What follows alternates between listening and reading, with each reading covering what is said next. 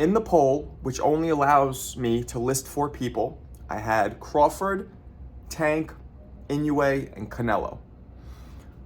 So of all of those fighters, you know, we know Terrence Bud Crawford has everything we just talked about. He has knockout power because he is not. Nobody has heard the 12th round at welterweight with Bud so far.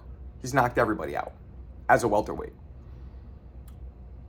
He has unbelievable boxing ability, especially being able to switch conventional southpaw. You know, he's able to move, great footwork. Arrow landed a couple solid shots on his chin, and I know Bud has stumbled a little bit in the past, but guys, everybody in professional boxing will get either dropped or hurt occasionally. That is completely normal. That is not used as a arguing chip to show how crappy a fighter is because they got dropped or they got hurt. Now, if it's happening consistently, that's a different story, but every now and then it happens. He has a great chin, he has great footwork, his speed is on point, his counter punching is great. I mean, he has everything. So Terrence Bud Crawford is the logical candidate, but he just won. And one thing about boxing, which I don't like, is when somebody is hot, when they had just had a great performance, you know the old saying, you're only as good as your last fight? Well, if their last fight is great, the bandwagon goes all on them, and everybody else is forgotten. All right, let's look at Tank. He has speed. He has power. He has boxing ability. He has good footwork. Okay? Tank has everything too. He has a good chin. He's never really been hurt that I could think of. All right, let's go down.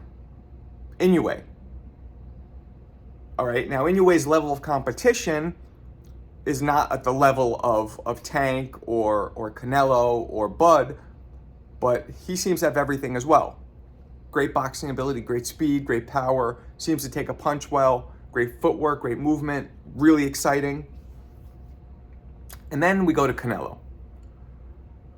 Canelo loses to Bivol, and he looks mediocre against Ryder, and now he's out of people's pound-for-pound list. I never took Canelo out of my pound-for-pound list after he lost to Bivol. Just like I don't take Charlo out of the list when he loses to the bigger Canelo. Canelo still, as well, is one of the hardest punchers in boxing, has good speed, not great speed, but good speed, unbelievable boxing IQ, very smart fighter. Now his footwork, some people can say he's a little lumbering, a little slow. But he's very exciting. So when you compare all these fighters, I guess all 3 out of the 4 fall in that criteria of a complete fighter, right? Canelo's the only one where there's a couple categories, but Canelo, it's like for what he misses in maybe slower kind of robotic footwork, he more than makes up for in his power. So kind of evens everything out, and so Canelo's kind of balanced as well.